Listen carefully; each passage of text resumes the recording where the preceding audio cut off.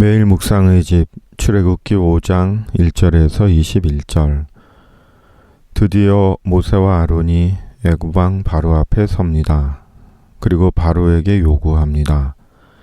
그 후에 모세와 아론이 바로에게 가서 이르되 이스라엘의 하나님 여호와께서 이렇게 말씀하시기를 내 백성을 보내라. 그러면 그들이 광야에서 내 앞에 절기를 지킬 것이니라 하셨나이다.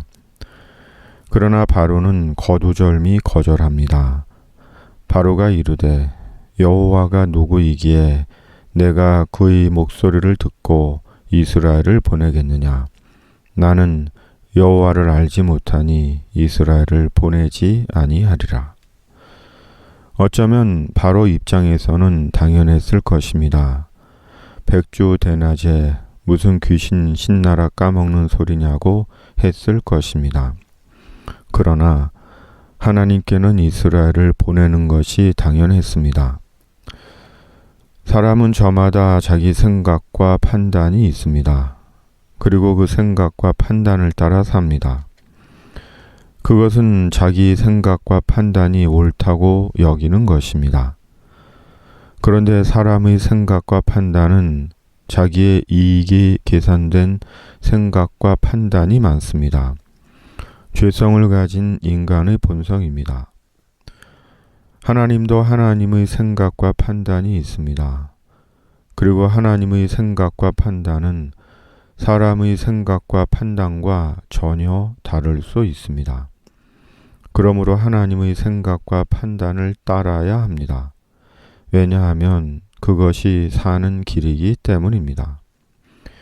그들이 이르되 히브리인의 하나님이 우리에게 나타나셨은즉 우리가 광야로 사흘 길쯤 가서 우리 하나님 여호와께 제사를 드리려 하오니 가도록 허락하소서. 여호와께서 전염병이나 칼로 우리를 치실까 두려워하나이다. 말씀은 하나님의 생각과 판단입니다.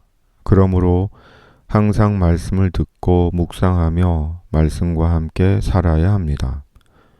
그러면 말씀 가운데 행하시는 하나님의 성령으로 하나님의 생각과 판단과 일치를 이루며 하나님의 구원의 삶을 삽니다. 모세와 아론의 요구에 화가 난 바로는 이스라엘을 더욱 학대합니다. 그러자 백성들이 모세와 아론을 원망합니다. 출애굽 여정에서 끊임없이 반복된 원망의 서막을 보는 것 같습니다. 바로의 감독들이 자기들이 세운 바 이스라엘 자손이 기록원들을 때리며 이르되 너희가 어찌하여 어제와 오늘에 만드는 벽돌의 수요를 전과 같이 채우지 아니하였느냐 하니라. 그들이 바로를 떠나 나올 때에 모세와 아론이 길에 서 있는 것을 보고 그들에게 이르되 너희가 우리를 바로의 눈과 그의 신하의 눈에 미운 것이 되게 하고 그들의 손에 칼을 주어 우리를 죽이게 하는도다. 여호와는 너희를 살피시고 판단하시기를 원하노라. 죄인된 인간의 두드러진 속성 중 하나는 완고와 원망입니다. 사람을 억압하고 강제하며 욕심을 버리지 않는 것과 책임을 남에게 전가하는 것입니다. 가지고도 더 가지려 하고 누리고도 더 누리려 합니다. 영원히 사람 위에 군림하려 하고 하나님의 뜻이 아닌 자신의 목적을 이루려 하고 일신의 안일과 편안을 위해 하나님의 구원을 외면합니다. 하나님의 출애굽은 자신을 내려놓는 것에서 출발합니다.